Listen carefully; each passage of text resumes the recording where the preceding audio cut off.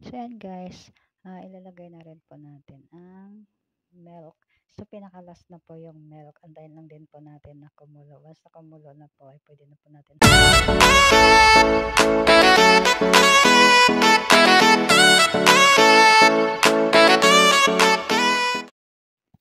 Hello guys, dahil maulan ang panahon, so magluluto ako ng sopas ngayon dahil malamig at day off ng aking panganay. So nag-request po siya na magluto daw po ako ng sopas. So ang unang gagawin ko po muna ay ilalaga ko po yung manok kasi anuhin ko pa yan, himay-himayin ko po ng maliliit para lumambot po ay kailangan po natin ilaga po. So guys, tapos na akong maglaga. Nahimay-himay ko na rin po yung manok. So ang gagawin naman po natin ay prepare po natin ang ating kaserola. So ang gagawin po natin ay painitin lang po natin ang kaserola. Antayin po natin na uminit na po siya.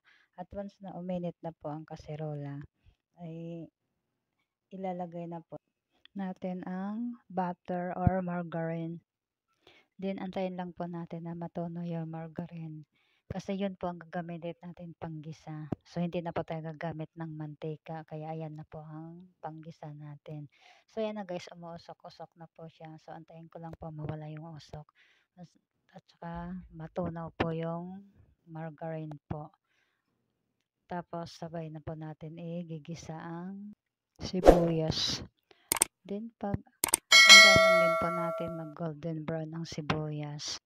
Isang kutsa lang po natin hanggang sa maluto po at mangamoy po yung aroma ng sibuyas.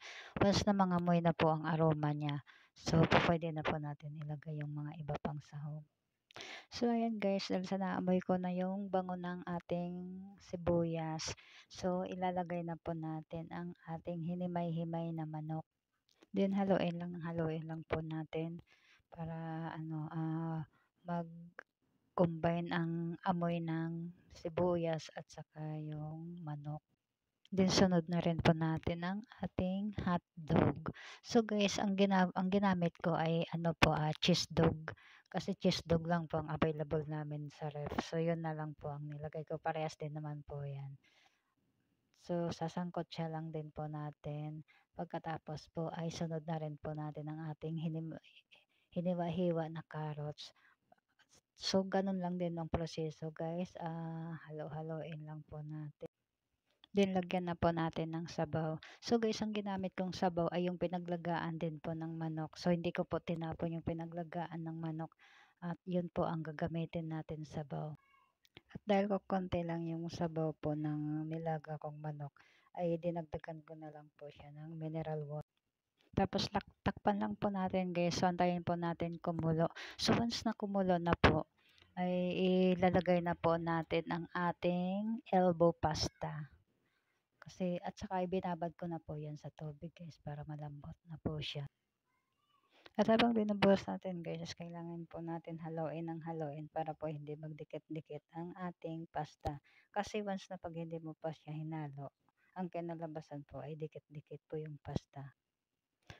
At pagkatapos po ay pwede na po ilagay natin ang pamintang powder. So ako guys, powder ang ginagamit ko kasi ayaw ng mga anak ko ng buo-buo. Gusto nila yung wala silang maano sa bibig nila, yung malasahan na paminta. Kaya yun ang inaano ko. Then sunod na po natin ang asin. Then sunod na po natin ilagay ang chicken cubes. Pampalasa po. Dahil pag wala pong chicken cubes ay wala pong lasa ang sopas. Kaya need po natin lagyan ng chicken cubes. Pagkatapos po ay pwede na po natin ilagay ang Baguio Pechay o di kaya repolyo. Baguio Pechay po kasi ang nilagay ko. Kasi mas gusto ko yung Baguio Pechay ang siya, sa sopas. Pagkatapos guys ay takpan po muna natin. Tayo natin kumulo at lumambot yung Baguio Pechay na nilagay ko po. So yan guys, so kumukulo na po. So ilalagay na po natin ang ating gatas. Yun na po ang pinakahuling ilalagay natin.